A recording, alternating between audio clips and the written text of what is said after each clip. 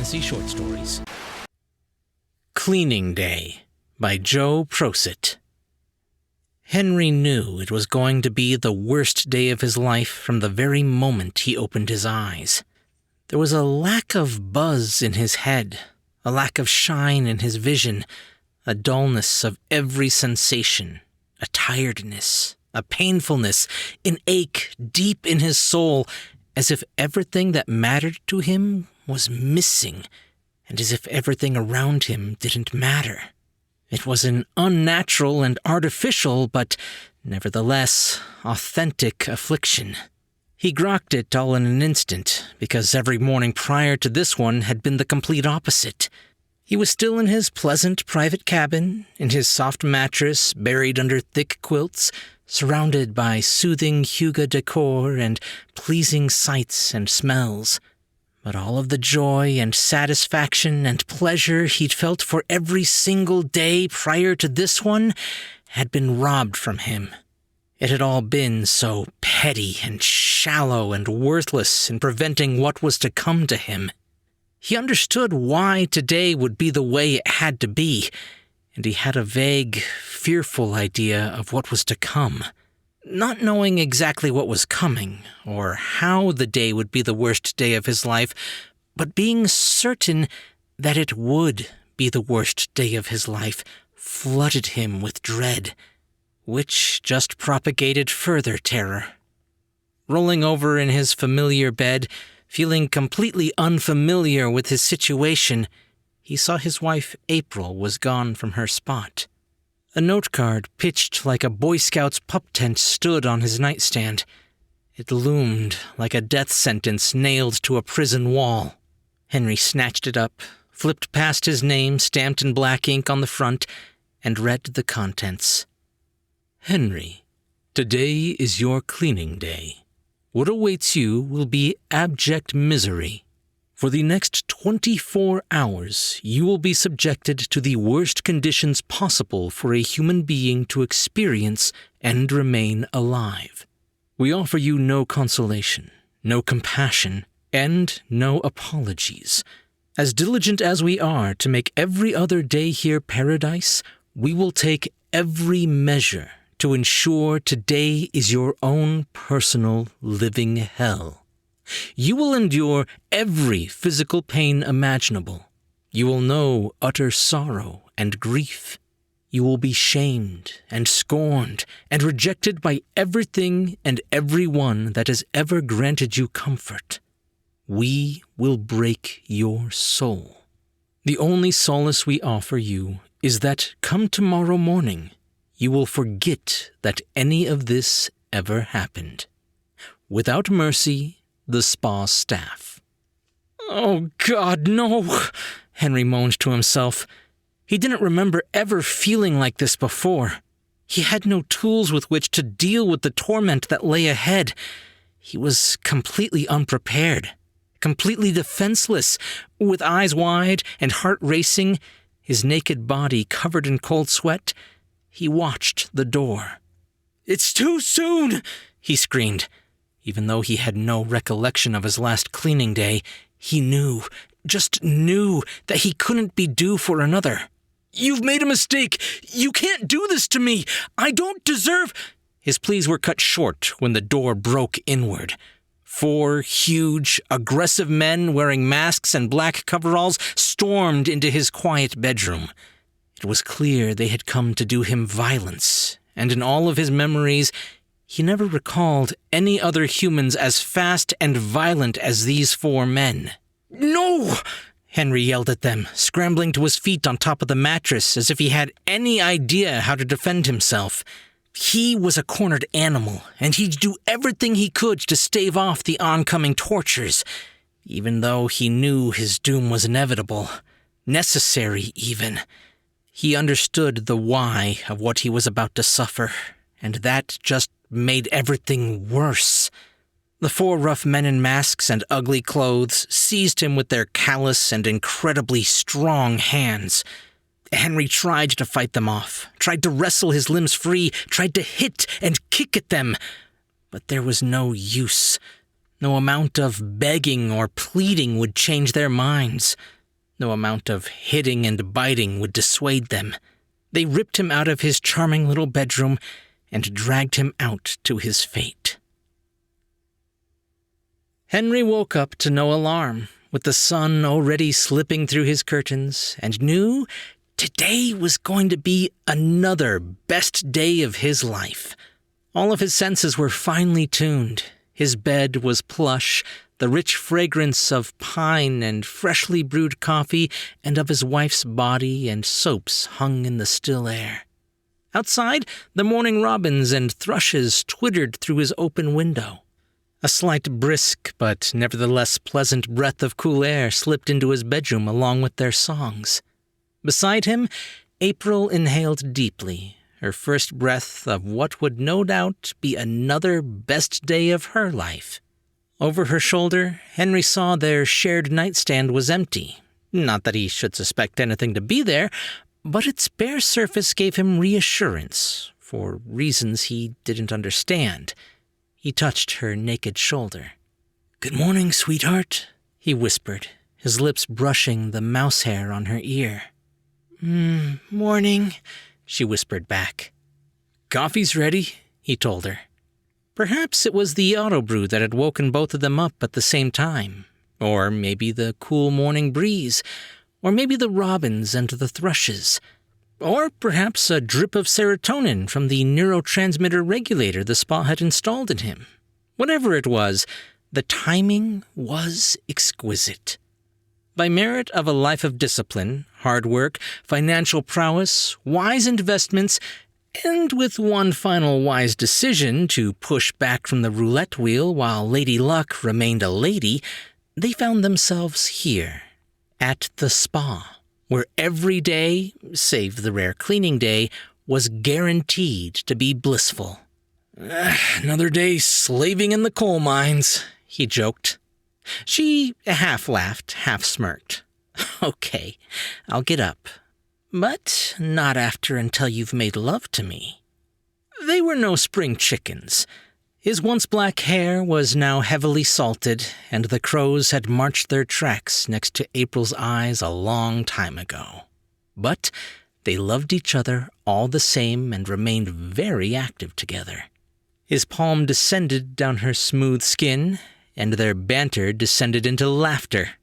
When his fingers brushed over the surgical scar at her hip where her own neurotransmitter regulator resided under her skin, he thought nothing of it. Brunch was served on the deck overlooking the lake.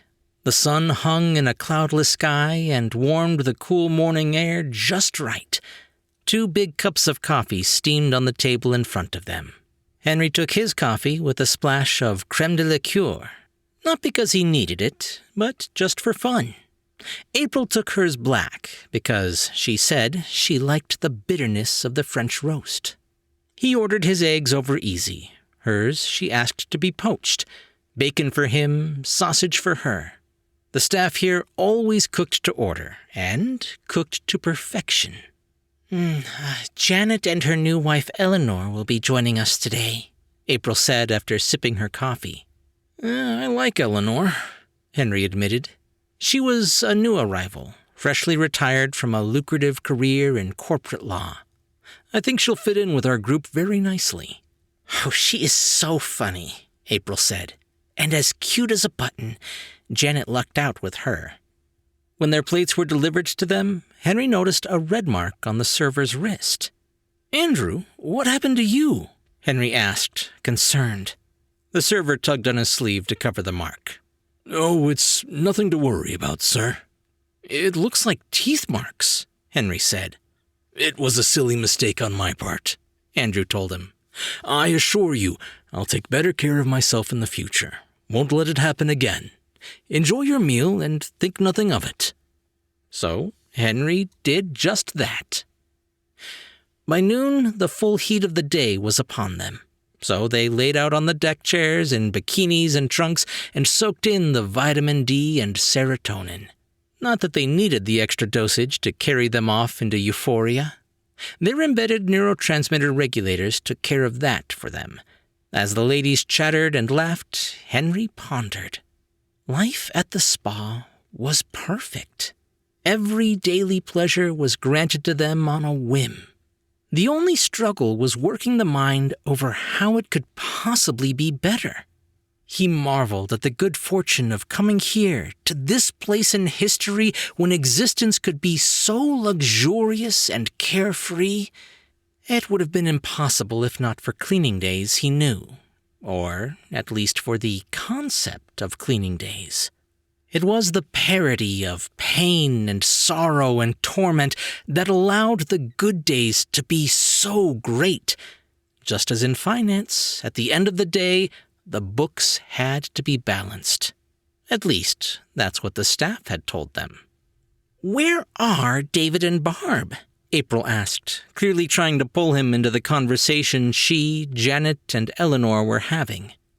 Dave and Barb were old friends from their old lives, and if it wasn't for Barb's insider information, they may never have been able to retire as young as they were. And it was Dave who'd let them know of what the spa had to offer and convinced them all to come here. Henry shrugged.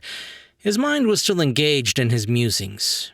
He did miss David's companionship and male perspective, and often uncouth humor, but he didn't let that bother him.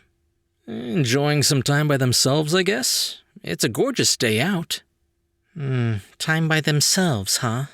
April mumbled and sipped on her first mimosa of a day spent in a mellow haze of alcohol, sun, and good company. It doesn't have to be a beautiful day, Henry said, as much to himself as to the ladies. We've enjoyed plenty of cloudy and rainy days, spent inside playing cards or games, of cold winter days cuddled together before a fire or a good movie. This best day ever just happens to be sunny. You don't think they're... Eleanor, Janet's new bride, made a motion with her hands and a noise with her mouth going something like, "Ee-er, ee-er." Janet laughed. April did too, but added in mock exasperation, "You know, you two lovebirds, that's not the only way a married couple can spend time together." "No, not that," Eleanor explained.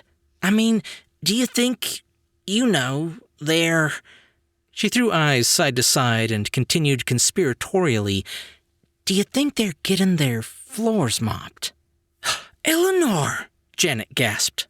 "We're not supposed to talk about..." "They just had their, floors mopped." Henry carried on with the euphemism. "Just last week. They were gone for the entire day." "Well, I heard they do friend groups all at once so that no one notices anyone else being gone," April said. "I know they do couples together. I can't remember a day since I arrived without Henry by my side." "Guys, we're really not supposed to be discussing..."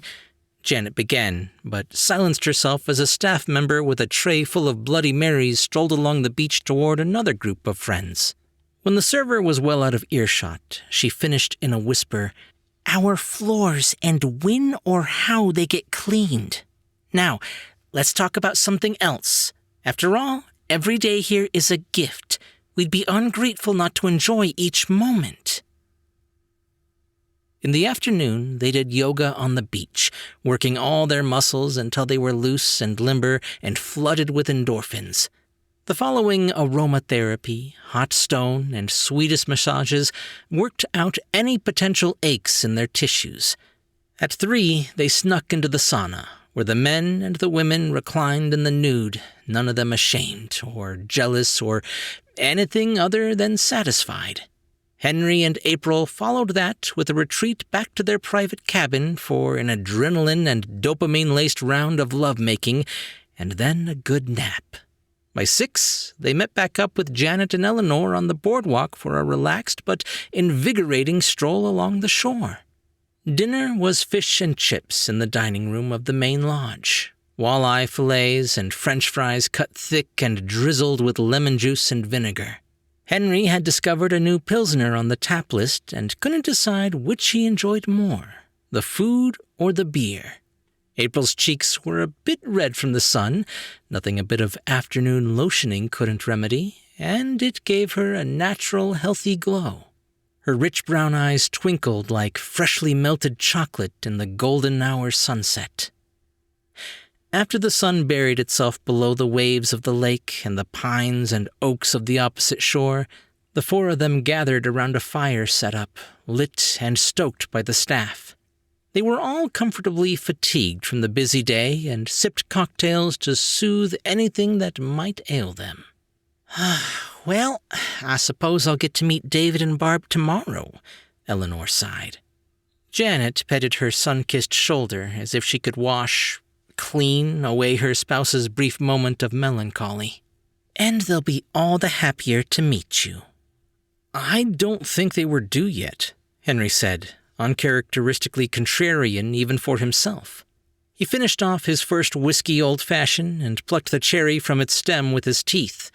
By the time the chunk of ice clunked against the rocks glass and the rocks glass clunked against the table, a server was at his side with another. Henry nodded to Andrew, the same server from that morning, and noticed again the mark on the man's wrist. It had faded, the red softened into pink, but it was a bite mark. Henry could see each individual tooth from incisors to molars embossed into Andrew's skin. The four of them waited for the waiter to be gone before continuing. Henry dismissed the mark and signed it off for a life outside of the spa, a life less fortunate, and resigned himself to be grateful for the blessed position they had all earned. "Well, however often it's necessary," Janet said. "We're all living proof of the spa's technique. Today, another miraculously, impossibly wonderful day is evidence of their genius." "Do you guys ever wonder," Eleanor began, but had to pause to reorder her words just right. "Do you think that on our days off, do you think that while we're in the midst of being dusted and vacuumed, we regret coming here?" "Never," April said. "I'm smart enough to know, however harsh it may be, that each of those rare days grants me an eternity of days just like today." "I have a theory," Henry spoke up. It had been something that had been stirring in his mind all day. "I'm not so sure cleaning days exist." "Henry, don't say—" Janet began, but he cut her off because this was an important idea. "None of us remember a single day being cleaned," he stated plainly. "We have no scars from it, physical or emotional. There's never been a morning I wake up not fully rejuvenated and ready for another day. If I'd spent the previous day as miserable as cleaning days are supposed to be, would I really wake up as happy as I did this morning? And every other morning, for that matter. Maybe all we really need is the idea of a cleaning day. One violin in an orchestra slightly out of tune. A single frame in an art gallery tilted off-kilter. A red wine stain left on a tablecloth to contrast with its whiteness. A picture of pain to remind us of our pleasure. "But the chemicals," April started again. "I know, sweetheart, I know," Henry said. "The staff has told us all about how our body chemistry regulates our moods more so than events or surroundings, and how our receptors need to be depleted of serotonin and dopamine and norepinephrine and all that so we can fully enjoy days like today when we're flooded with these feel-good chemicals. That there has to be a balance. But maybe all we really need is the ability to appreciate how fortunate we really are. We don't need cleaning days. We just need to believe in cleaning days. Let me ask all of you one question. Do you dread your next cleaning day? After all, it could have happened just yesterday, and it could come again tomorrow, as far as we know." One by one, they each admitted, non-verbally, that fear of the next cleaning day had never bothered them. "Then there you have it," Henry said. "It's a game they play with us, but we're smart and mature, emotionally mature, I mean. We've learned to take the benefits of the idea of cleaning days, of the contrast between good and bad, between heaven and hell, without worrying ourselves over when our penance might actually come due. I think none of us truly believe in cleaning days, but we're smart enough not to admit we don't believe in cleaning days, lest they lose their potency. Like kids too old to believe in Santa who go along with the charade in order to keep getting presents. And so we go about the rest of our days, one after another, never missing a beat, living each day in paradise. The ladies let that idea hang in the evening air for a bit. All were satisfied, as far as Henry could tell, with his hypothesis. Eventually, Eleanor spoke up. "So, just where were David and Barb all day today?" Henry smirked. "Janet, it sounds like you have a lot to teach your new blushing bride." They all laughed at that, and the drinks continued to flow, and the laughs came easy, and there was no more discussion of being cleaned. When Henry woke up the next morning, he experienced the first hangover he could remember in years. There was a staleness in the air, a stink in his mouth, a whole body ache stretching down to his toes, and a whirlpool of acid in his stomach. He was in his comfortable bed, but nothing felt comfortable. And what was worse yet, April was gone. There was a card on their usually empty nightstand. His name was printed in stark, unartistic font on the front. He thought about reaching for it, but he already understood what it meant. He'd arrived at his cleaning day, and it was very real. The bedroom door exploded inward under the full force of a heavy black boot. 4 large and angry men stormed in, faster and more purposeful of deeds than Henry could recall ever seeing before. Their hands reached for him, grabbed him, pulled and yanked at him before he could object or crawl away. Their tight fingers dug into his skin and tore at his muscles. "No, please!" Henry begged as they pulled him out of his comfortable bed. That was when he spotted the bite mark on the wrist of one of the masked men. "Andrew, you know me! You served me drinks! Andrew!" As if breaking an untold rule, his naming of one of his assaulters, his words were answered by a punch to the face. His brain smacked against his skull, and just when he thought he couldn't know more pain, he was struck again. The day was going to be full of the most unpleasant of surprises. But the worst realization came to him as he struggled and fought and finally went to sink his teeth into another one of the men's arms. Those were his teeth marks on Andrew's wrist, fresh just yesterday morning. He'd done that just 2 days ago. His cleaning day was just 2 days ago, and his next, most likely 2 days later. Every other day spent in awful torment for the rest of his life. "No, let me go," he screamed at them. "I want out! I'm done! I quit! Let me go!" But of course, they wouldn't listen. Of course, the staff had heard every beg and plea and promise and attempt at compromise, but they were professionals, and they knew how to clean better than anyone.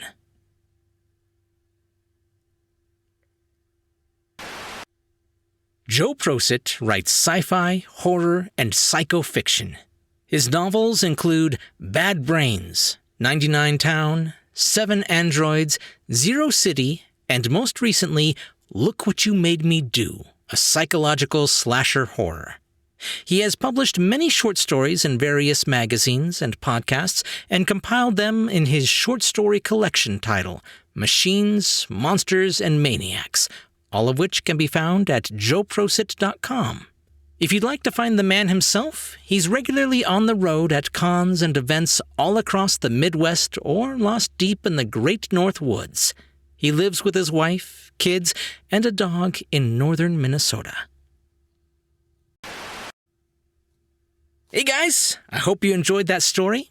First of all, a big thanks to Joe Prosit for coming back to the channel. He's had another story on here before, Nightlights.